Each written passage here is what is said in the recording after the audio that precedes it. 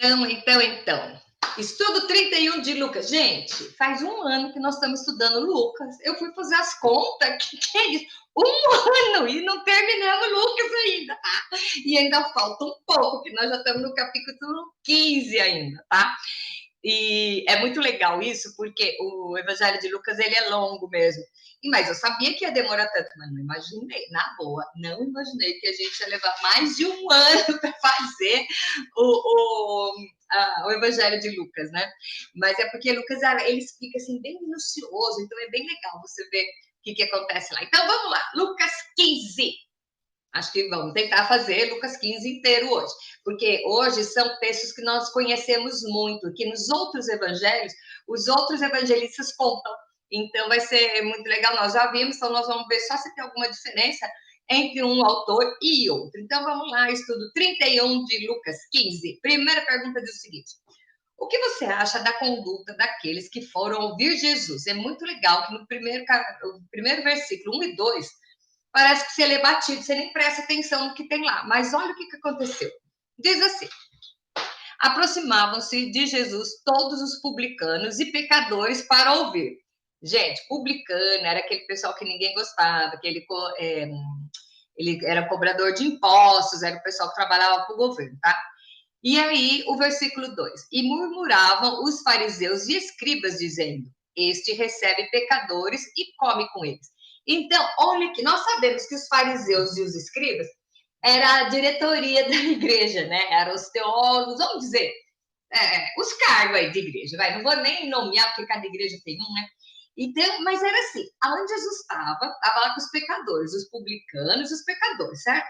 Eles estavam lá para ouvir. Aí, os crentinhos, os irmãozinhos da igreja, ai, olha que saco em que ele está falando. Gente, foram lá, não foram para escutar, foi para meter o pau. Então, por isso que eu acho que eu amo Jesus, porque ele desce, começa a vir com essa ideia, ele já percebe, e ele, ó, em cima dos caras. Então, o que acontece? Quem Jesus estava falando com os publicanos e pecadores, que ele disse que, nós já estudamos isso muito, que Jesus fala que ele não veio para os sãos, ele veio para os doentes, aqueles que precisam. E os santinhos, né, iam lá, então eles estavam lá.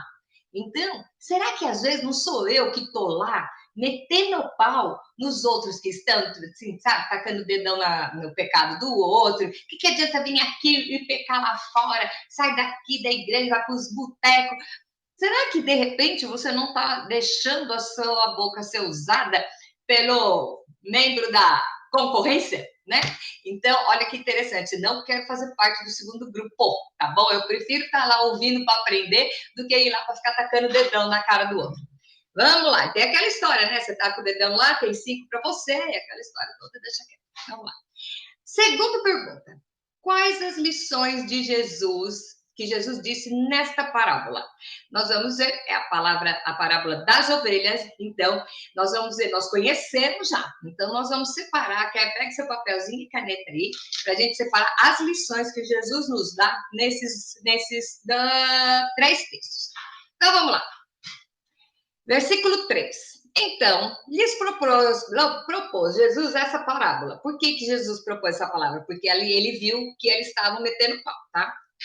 Qual dentre vós é o homem que, possuindo 100 ovelhas e perdendo uma delas, não deixa no deserto as 99 e vai em busca da que se perdeu até encontrá-la? Achando-a, põe sobre os seus ombros e, cheio de júbilo, indo para casa, reúne os amigos, os vizinhos, dizendo-lhe: alegrai-vos comigo, porque já achei minha ovelha perdida. Digo-vos que assim haverá maior júbilo no céu por um pecador que se arrepende do que por 99 justos que não necessitam de arrependimento.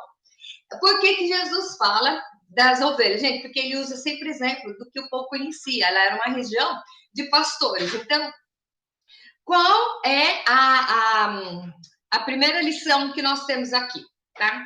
Nós temos duas. A primeira é que o homem foi buscar. Ele foi buscar a ovelha. Deixou as 99 e foi buscar a ovelha, certo? E quando ele achou e trouxe, ele ficou tão feliz que ele trouxe no colo. Provavelmente ele tenha quebrado a perninha da ovelha. Sabe que a ovelha é o bicho mais idiota que tem, né? Retardado. Então, às vezes, para ficar teimando, tem que ter. Acho que é por isso que Deus compara a gente com a ovelha. Que a gente faz e faz e faz. Mas diz que o pastor, às vezes, quando ela está muito teimosa, ele dá uma quebradinha na perninha dela, aí traz ela no colo. Então, olha que louco. A ovelha que se afasta, tá? O homem vai, busca, traz no colo, não fica atacando o dedão, falando, nossa, cheio de pecado, nossa, isso aí vai entrar na lavanderia do céu. Não, ele traz no colo e ainda faz uma festa. E aqui diz que haverá mais júbilo por uma ovelha, um pecador que se arrepende, do que pelos 99 justos. Aí eu pergunto, você está em qual grupo, né? Então, nós temos essas duas lições da parábola da ovelha contada por Lucas. Primeiro, o homem vai atrás, o pastor vai atrás, e depois ele traz no colo e festeja. Aí nós vamos ver a segunda parábola, está lá na pergunta 3.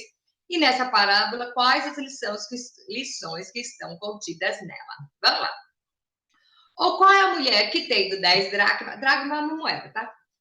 Se perder uma, não acende a candeia, varre a casa e procura diligentemente até encontrá-la. E, tendo achado, reúne as amigas e vizinhas, dizendo, alegrai-vos comigo, porque achei a dracma que havia perdido. Eu vos afirmo que, de igual modo, há júbilo diante dos anjos de Deus por um pecador que se arrepende. Então, a primeira lição é o seguinte: muitas vezes nós perdemos dentro da nossa casa.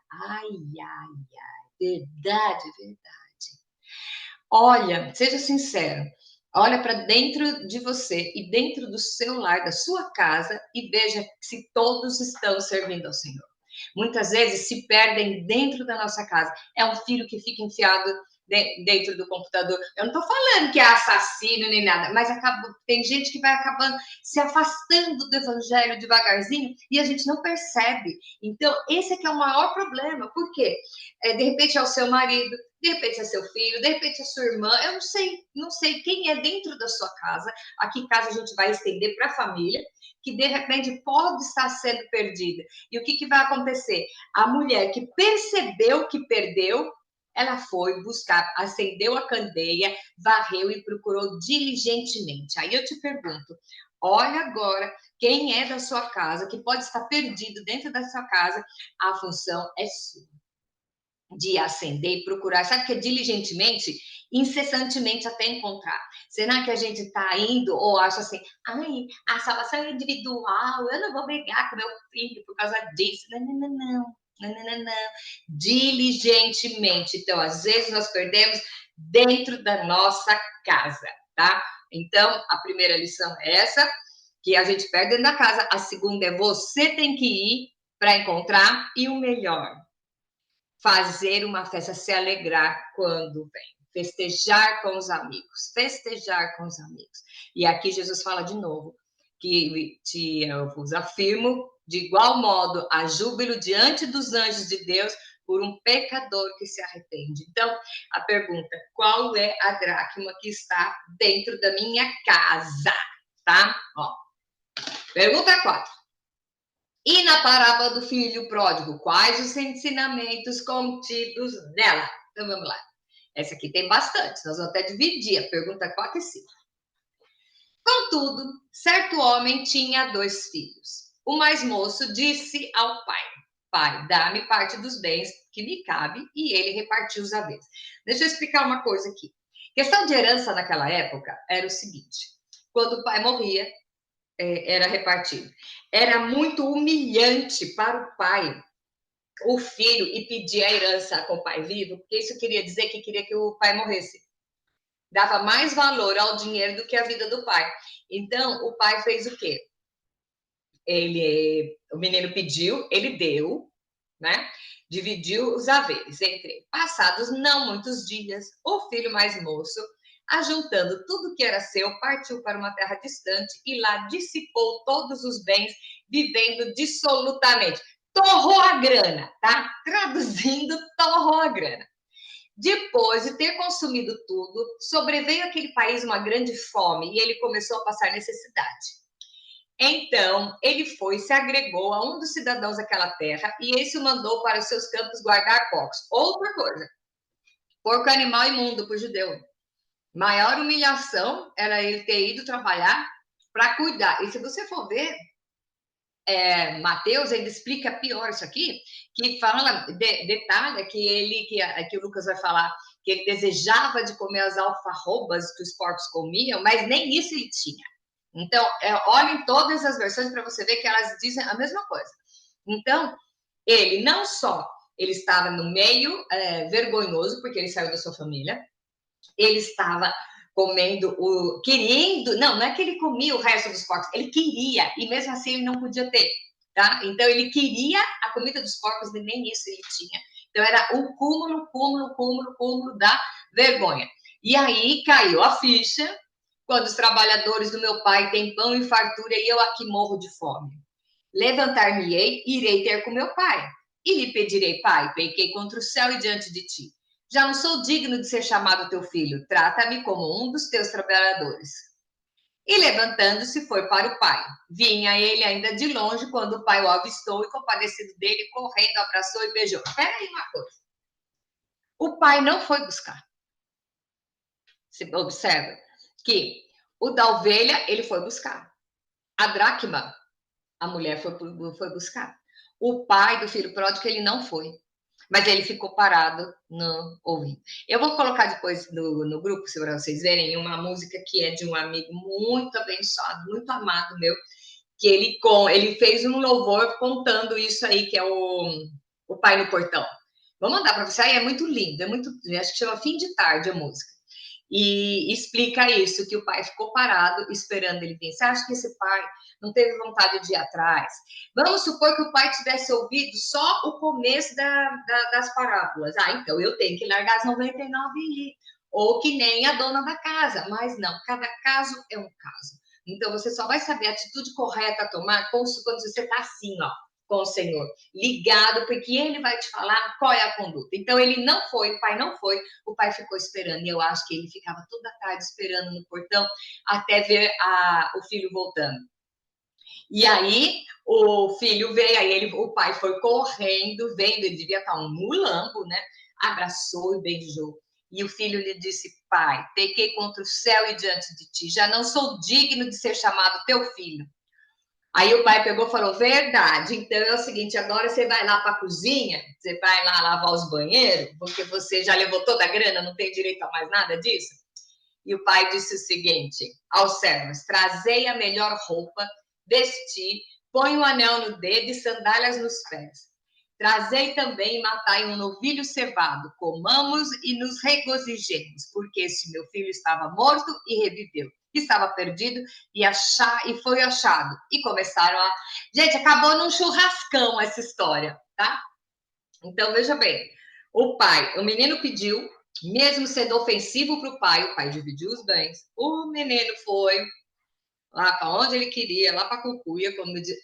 Nem sei se existe Cucuia. Minha mãe falava que o lugar muito longe era Cucuia. Bom, foi para lá, perdeu tudo, foi humilhado e chegou disposto a não ser tratado como filho, ele chegou disposto a ser tratado como um dos empregados do pai. E o pai o surpreendeu, porque o encontro com o pai sempre surpreende.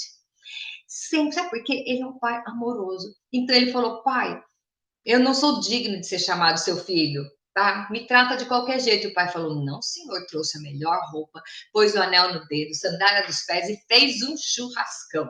Então, o que nós temos aqui? As lições.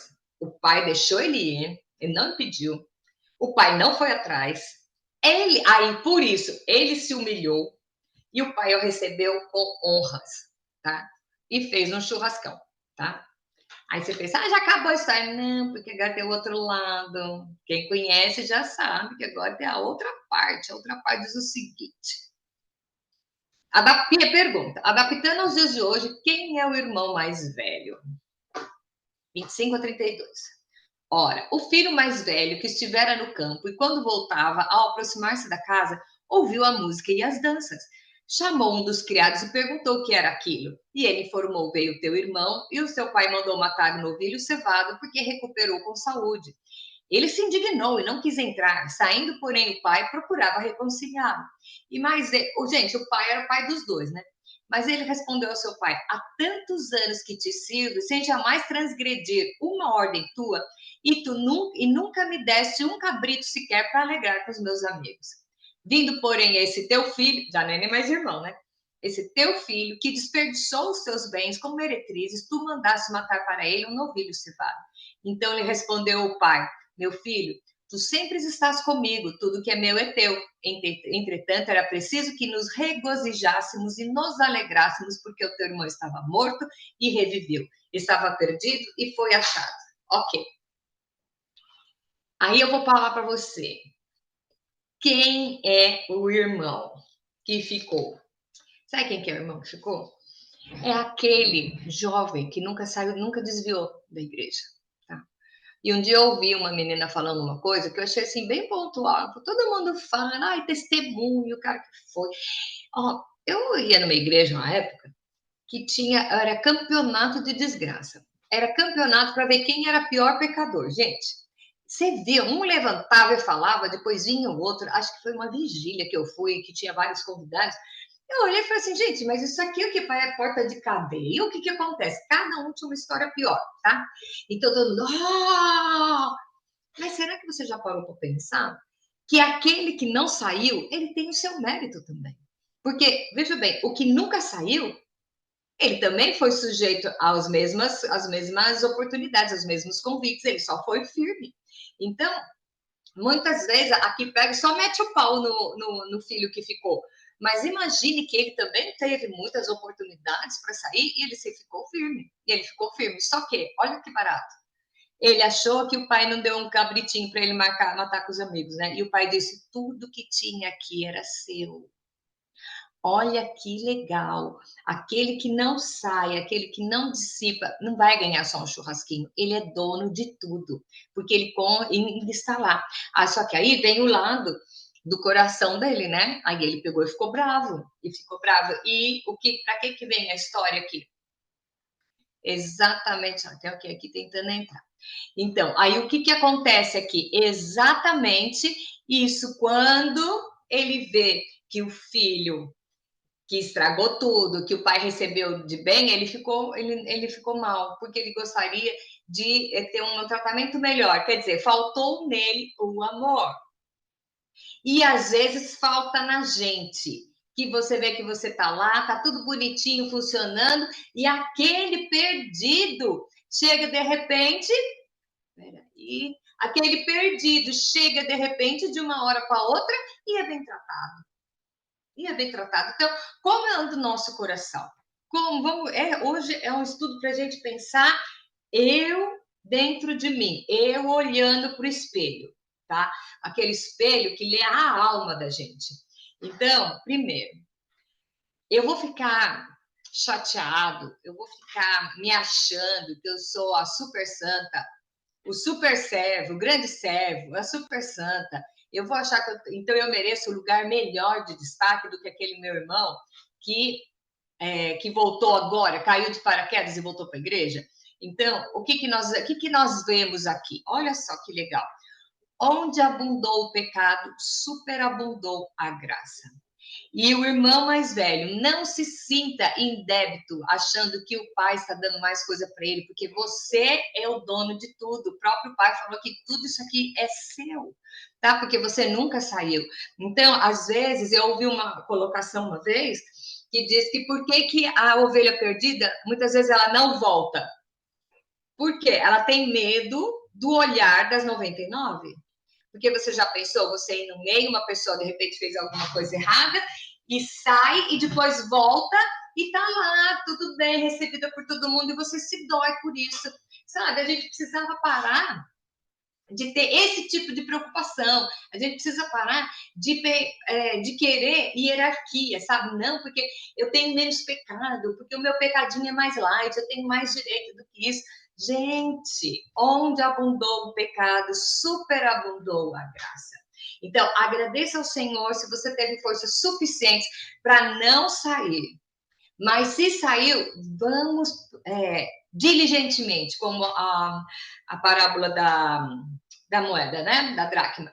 Diligentemente buscar e vamos nos alegrar, porque diz que haverá mais júbilo no céu por um que se arrepende do que todos aqueles que estão lá. Então, vocês imaginam, gente, imagina, você prega o evangelho, não é você que tem que converter, tá? Quem convence é o Espírito Santo, certo? Então, você prega o evangelho, você fala, até com a menina do caixa, Jesus te ama, prega do jeito que você quiser. Ok, fala.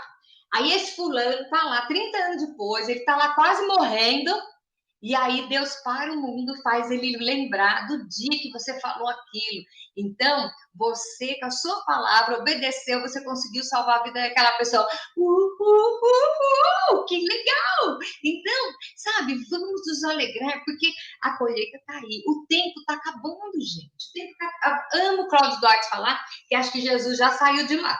Porque do jeito que estão as coisas, né? Acho que ele está preso no pedágio. É o Cláudio Duarte que fala. Isso não é meu, não. Mérito não é meu, não. Mas o que acontece? Aonde nós estamos, vestidos de religiosidade, que nem esses caras que estavam ali no começo da história, né? Que estavam querendo, criticando, porque Jesus estava falando com pecadores, com publicanos e com pecadores, e eles, super sacrossanto, né? Estavam lá junto, onde já se viu Jesus se misturar. Então, qual é o nosso comportamento? A Bíblia diz que você tem que buscar se afastar do mal. Tá? Uma das qualidades de Jó é que ele se desviava do mal. O próprio Deus reconheceu isso, falou isso. Então, o que acontece? Você está se desviando do mal? Ok. Mas eu estou fazendo tudo certinho, tá super difícil, vem um outro aí. Olha a parábola dos trabalhadores da última hora. Que deixa... Vamos lembrar, para quem se esqueceu aqui, o que é? O trabalhador, o dono da terra, saiu, contratou um povo para trabalhar e receber X. Aí depois ele saiu na hora do almoço, contratou o povo para receber X. Aí foi à tarde, quando chegou no final da tarde, ele pagou o mesmo para todo mundo. E os que trabalharam o dia inteiro, eles se morderam. Por quê? Nossa, nós trabalhamos ao mesmo tempo, por que eles estão ganhando a mesma coisa? E o que Jesus fala? Cada um é cada um, se preocupe com você. Porque você não sabe o que está no coração da pessoa, você não sabe o que está passando. E o nosso senso de justiça é muito diferente do que o de Deus. Amém, né, gente? Que bom! Já pensou se o senso de justiça de Deus fosse igual ao nosso? Nossa, o mundo estava perdido já. Então, o que você tem que pensar? Hoje, qual é o meu papel no reino? Qual é o meu papel? Eu estou pregando, eu estou colhendo os frutos, eu estou me alegrando com os que voltam, ou eu estou sentada em cima da minha roupinha de santo e virei porteira do Santo dos Santos. E pensa bem, quanto mais sentimento você tiver de super santo, mais você vai ser confrontado com pessoas que não merecem nada por si só, mas o amor de Deus é tão grande que alcança todos. E pensa lá no fundinho, por mais super santo que você seja, não existe pecadinho, pecadão. Então, você pode não roubar, não matar, não vender droga, nem nada. Mas e a sua cabeça? E a maledicência? E os pecados que você comete por pensamento? Tá? Então, tá na hora de parar de tacar o dedão no outro e ver o que eu sou. Depois que você ficar definido o que você é, que você é filho, você participa de todos os bens do pai, como do filho pródigo, aí vamos o quê? Acolher o que estão chegando. Tem essa demonstração de amor, de acolher aquele que vem. Sabe por quê? Alguém acolheu você. Entendeu? Então, é assim que o reino funciona. E que realmente, essa mensagem de hoje, eu até ia pegar o próximo capítulo, mas nem vou, porque eu acho que vamos mudar as estações. Então, vamos definir. O que nós aprendemos hoje, tá? O pastor, ele foi atrás da ovelha, ele foi buscar a perdida, trouxe no colo e deu uma festa. A dracma perdeu dentro de casa, ela foi procurar diligentemente dentro da casa dela e quando achou, fez uma festa, festeja com as amigas. E do filho pródigo, o pai não foi buscar, ele ficou parado no portão, ele não foi atrás. E esperou o menino se humilhar e voltar. Agora eu pergunto para vocês uma coisa, vocês vão jogar tomate no computador de vocês, ainda bem que eu estou longe, tá? Você já pensou Se tivesse uma sociedade de senhoras e que fosse dar cesta básica para o filho pródigo, você acha que ele tinha voltado? Então, até para ajudar, você precisa ter sabedoria. Então, eu não tenho direito de entrar entre Deus e, e alguém, entre o que Deus está provando, o que Deus está testando, o que Deus está ensinando. Então, como você vai saber disso? Não tem regra, tá? É só estar assim com o Papai do Céu. Então, lembre bem: o filho pródigo voltou porque a sociedade de senhoras não foi lá levar uma cesta do amor para ele. Senão ele estava lá. Ele teve que desejar a comida do porco e nem essa ele ganhou para poder cair a ficha e ele voltar. E o pai fez uma festa, fez um big de um churrascão. E o filho que ficou, em vez de pegar e se alegrar, não, ele ainda ficou despeitado que achou que nunca teve festa. Hello, você pode achar que você nunca teve festa, mas você já participa de tudo, porque você já é filho, você já está dentro da casa, você já está lá, tudo é seu. Sabe, aquele negócio da impressão que até assim, é mesquinho, né? Você tá com inveja do pouco, do churrasquinho que o menino ganhou, sendo que tudo aquilo é seu. Então, vamos tirar as nossas máscaras de super santo, vamos nos despir dessa pseudo-santidade e vamos entrar mais em contato com o Senhor. E vamos orar, perguntar: quem é o perdido que está do seu lado hoje? É um perdido da ovelha? É o perdido da dracma? Ou é o filho pródigo? E como você vai se comportar com eles? Olha, só de você fazer isso, já a partir de amanhã, a partir de hoje, só de você fazer isso, pronto, já resolveu todos os seus problemas. Eu tenho certeza que Deus muito vai fazer por você e através de você, tá? Então, só ter essa certeza. Quem sou eu? Qual é o meu papel? O que é que eu preciso fazer para receber a plenitude do mandato? Então, eu vou ser o pastor que vai atrás da ovelha, eu sou o pai do filho pródigo, eu sou o irmão do filho pródigo, ou eu sou a mulher que foi buscar a dracma, tá bom? Então, perguntinha pra caramba pra gente já ficar martelando a semana inteira, tá bom? E a semana que vem a gente vê, começa no capítulo 16, vamos ver se a gente acaba, né, gente? Porque um ano estudando Lucas não dá, né? Já batemos um ano, então vamos ver se a gente consegue terminar esse ano ainda, tá bom? Beijo grande para vocês, até a semana que vem.